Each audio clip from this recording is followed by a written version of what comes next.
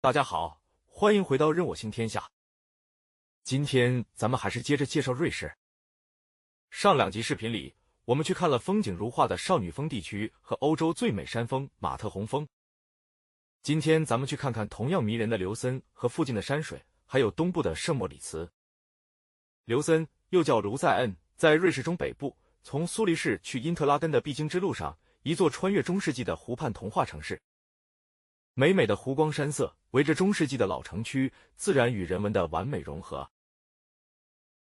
咱们先来逛逛刘森的老城区吧。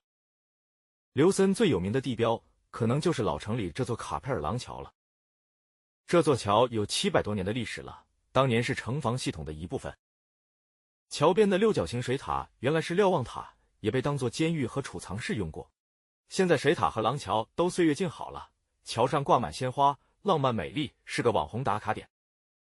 廊桥的顶上还保留着30多幅三角形的木板画，讲述着刘森的宗教故事和历史传说。卡佩尔廊桥附近有几个小景点。耶稣会教堂就在河边，是瑞士第一座大型巴洛克风格教堂。河对岸的老市政厅，17世纪建的，典型的文艺复兴式风格，现在刘森市议会还在里面开会。接着在老城里慢慢逛，沿着中世纪的老街石板路，就来到城里的几个小广场附近了。葡萄酒市集广场、谷物广场，还有雄鹿广场。这里左右看看，会发现很多墙上都有彩绘的壁画，有行业、工会的标志，还有历史传说和神话故事，每一幅都不简单。刘森老城北边有一段保留得很好的中世纪城墙，叫穆塞格城墙，600多年的历史。现在还有9座塔楼，大家可以上去走一下城墙，再爬上塔楼看看。从上往下俯瞰刘森的风景，很推荐。从塔楼上可以看到另一个廊桥——斯普洛耶廊桥，没有卡佩尔廊桥有名，但也很有味道的。从老城往北走10几分钟，是刘森的另一个必打卡景点——垂死的狮子纪念雕像。这个石雕是纪念在法国大革命的时候牺牲的瑞士雇佣兵的。一潭静水旁边，一头受伤垂死的狮子趴在岩壁上。马克·吐温的评语是世界上最哀伤动人的石雕。其实刘森除了老城的景点以外，最值得看的是它周边的湖光山色。刘森小镇紧靠着绝美的刘森湖，旁边的皮拉图斯山、瑞吉山、石丹峰和铁力士山都有如画的美景。皮拉图斯山在刘森湖西南边，海拔2120米，绰号龙山，因为传说中这里住着条龙，是个挺热门的景点。玩皮拉图斯山最经典的就是走那个官方推荐的黄金环线、轮船、齿轨火车、加缆车，没有具体景点，全程都是湖光山色的美景。一般大家都走顺时针方向，就是先从刘森上船坐到阿尔普纳赫，然后上岸去坐齿轨火车上山。这段齿轨火车是世界上最陡的火车，最大坡度有48度，有点刺激。在山顶，您可以360度好好看看云海、刘森湖、刘森小镇，还有阿尔卑斯山脉群山。天气好的时候，还能一直看到南边的少女峰。下山的时候，先坐大缆车 Dragon Ride 到这一站，然后换乘小缆车下山到柯林斯，然后搭公交或者打车回刘森。这一路缆车下山，视野很好，风景也是如诗如画，人在诗画中飘。这个黄金环线很经典，很推荐。但是如果您时间比较紧，可以考虑走银色环线，就是第一段坐火车，从刘森到阿尔普纳赫，能省个1个小时左右。瑞吉山比皮拉图斯山稍微远一点，在刘森湖北边。大家可以坐火车先到阿特戈尔道小镇，然后坐齿轨列车上山，这条路线是最快的。或者也可以从刘森坐船到维茨瑙，然后坐齿轨列车。第二条路线因为第一段坐船稍慢一些，但齿轨列车从南坡上山，一路爬升穿过村庄、草地和森林，还有刘森湖景，风景不错。瑞吉山海拔1798米，号称山中皇后，是刘森附近最轻松的登山徒步路线，风景也一流。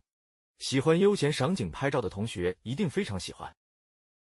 顺便说一下，瑞吉山和中国的峨眉山是姐妹山，所以这里有一块峨眉山来的8吨重的玄武山石。下山的时候可以坐齿轨火车原路回去，或者走1个小时左右的下坡步道到卡尔特巴德。这个步道可能是琉森附近风景最好的一条了。然后再搭齿轨火车去维茨瑙，或者坐缆车下到另一个叫维吉斯的小镇，从那里搭船回琉森。皮拉图斯山和瑞吉山是琉森附近看山的首选。另外还有2座山也不错，看您的时间和具体情况可以备选。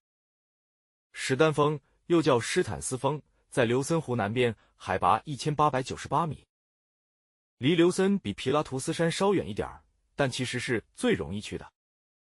就是从琉森坐火车到施坦斯站，然后坐缆车上去。这个缆车是全球首创的双层敞篷缆车，上层全开放，头顶无遮无拦，站在高空直接吹风拍照，很震撼的体验。石丹峰山顶的视野非常开阔，可以看到阿尔卑斯山系的10多个高峰、琉森湖和绿色山谷。而且这里相对小众，游客少一些，很适合想静静的看看瑞士田园加高山湖水的同学们。如果您在琉森时间很紧，也推荐上石丹峰，因为最快，风景也绝对值得。另外一个备选的山是铁力士山，这座山离琉森最远，是真正的雪山，海拔3238米。从琉森出发，坐火车到恩格尔贝格站，然后搭2段缆车上到铁力士山顶。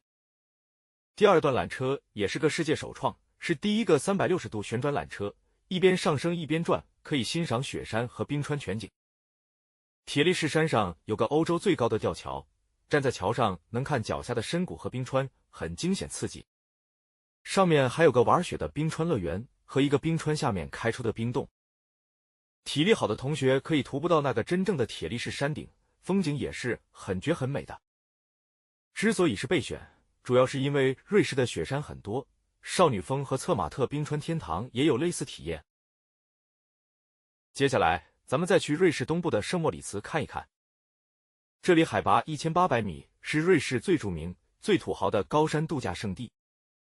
圣莫里茨冬天很忙，因为这里海拔高，山坡好，全欧洲乃至全地球的皇室、明星、富豪等不差钱的都喜欢在这里扎堆滑雪，所以这里高端的酒店餐厅很多，价钱当然也很高端。夏天呢，很凉快，也有不少可以玩的。您可以在圣莫里茨湖边散散步，骑个车，治愈系的玩法。小城东北方向的莫奥塔斯莫拉格尔山顶上有个观景台，视野超好，一定要坐齿轨火车上去看看。整个恩嘎丁山谷，包括圣莫里茨湖、小镇，还有四周的一堆山头，一览无余。山上还有几个小众但绝美的步道，可以走一走，难度也不大。小镇西边也有座更高的山，叫奈尔峰，海拔高度3056米，山顶可以坐缆车上去。冬天上去滑雪，夏天也可以上去看风景，视野也是无敌。奈尔峰上还有一座巨大的黑山羊雕像，是个网红拍照点。老实说，圣莫里茨小镇本身没有其他的瑞士小镇那么精致，有味道。街上主要是一些给土豪们的高端精品店和餐厅，所以有时间就逛逛，不逛也没什么太多遗憾的。说到圣莫里茨，就不能不说一下冰川快车。这条经典的观光列车线路，从马特洪峰脚下的采尔马特到圣莫里茨，8小时行程，一路穿山越岭，跨深谷冰川，过原野小镇，全程风景如画。冰川快车号称世界上最慢的快车，是体验瑞士美景的绝佳方式。路上的兰德瓦瑟高架等等，都是经典的观光列车的明信片照。另外，圣莫里茨也在另一条叫博尔尼纳快车的观光线路上。从这里上车，可以去意大利的蒂拉诺和科莫湖，一路在阿尔卑斯山里面开，风景也绝美。瑞士其实还有好几条景观列车线，其中比较经典的是黄金列车，从琉森一直到日内瓦湖边的蒙特勒。这条线分2部分，从琉森到因特拉根一段是瑞士中央铁路的琉森因特拉根快车，因特拉根到蒙特勒是另一段，叫黄金快车。这条黄金列车线路上风景也是很惊艳的，而且景点很多。很多人都是从琉森坐到因特拉根，然后在少女峰地区玩。好了，今天的瑞士系列就先到这里了。下次咱们会介绍瑞士的主要城市苏黎世、日内瓦、蒙特勒和首都伯尔尼。多谢大家观看，喜欢的话请点赞、订阅、评论和转发。